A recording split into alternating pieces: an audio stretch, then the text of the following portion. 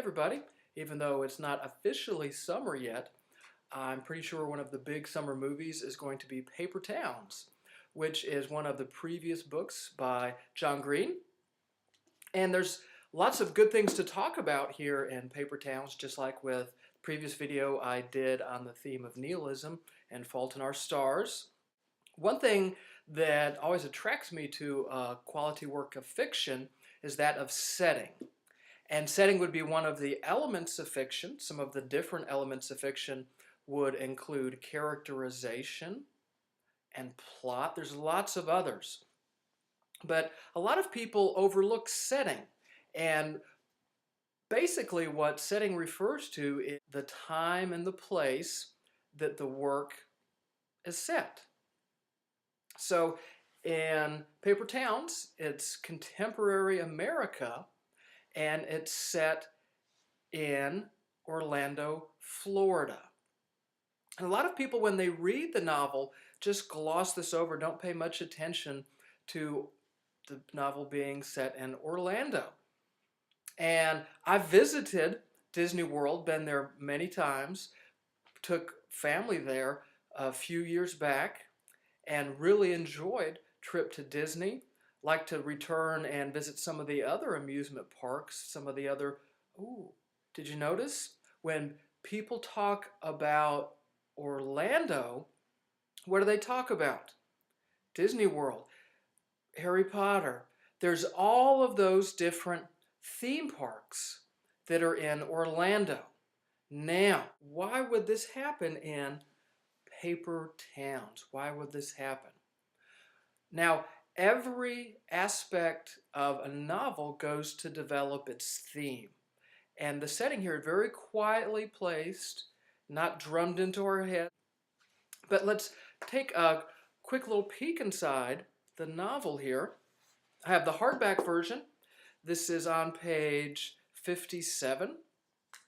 This is when Margot and Quentin are at the top of the office building at night and they're looking out. When I saw Orlando from an airplane, it looked like a Lego set sunk into an ocean of green. Here at night, it looked like a real place, but for the first time, a place I could see. As I walked around the conference room and then through all the other offices on the floor, I could see it all. There was school, there was Jefferson Park, there in the distance, Disney World. There was Wet n Wild. There the 7-Eleven where Margot painted her nails and I fought for breath. It was all here, my whole world, and I could see it just by walking around a building. It's impressive, I said out loud. From a distance, I mean. You can't see the wear on things, you know? You can't see the rust or the weeds or the paint crackling. You see the place as someone once imagined it. Now, what I like here in this description, Quentin refers to it as a Lego set sunk into an ocean of green. It's almost like a plaything, a toy, something you can move and manipulate. Now, just a little bit further, this is still on page 57. This is Margot. Here's what's not beautiful about it. From here, you can't see the rust or the crackled paint or whatever, but you can tell what the place really is. You see how fake it all is. It's not even hard enough to be made out of plastic. It's a paper town. I mean, look at it, Q. Look at all those cul-de-sacs, those streets that turn in on themselves, all the houses that were built to fall apart, all those paper people living in their paper houses, burning the future to stay warm.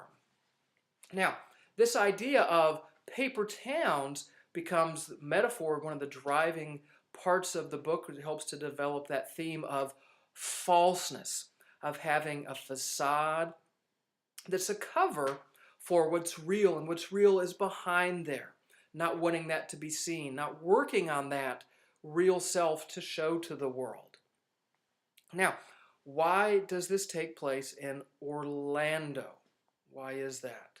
Well, just a few moments ago, reference that when people say Orlando, they pops in Disney World, Harry Potter, all those wonderful amusement parks, right?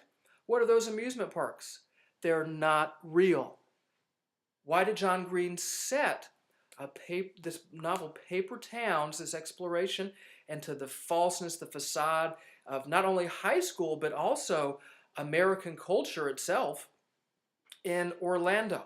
Well, it's a place. Go in for a family of 4 and drop $500 and walk through an imaginary world. Oh, it's beautiful. It's loads and loads of fun, but it's not real.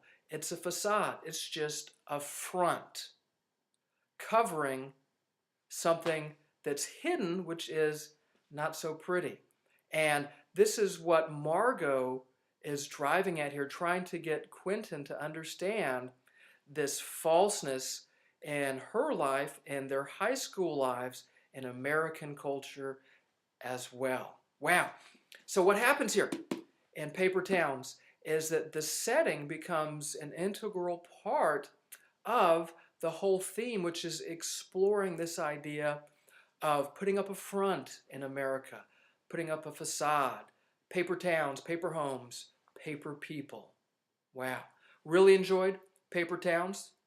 Hope you enjoyed it. Looking forward to seeing the movie.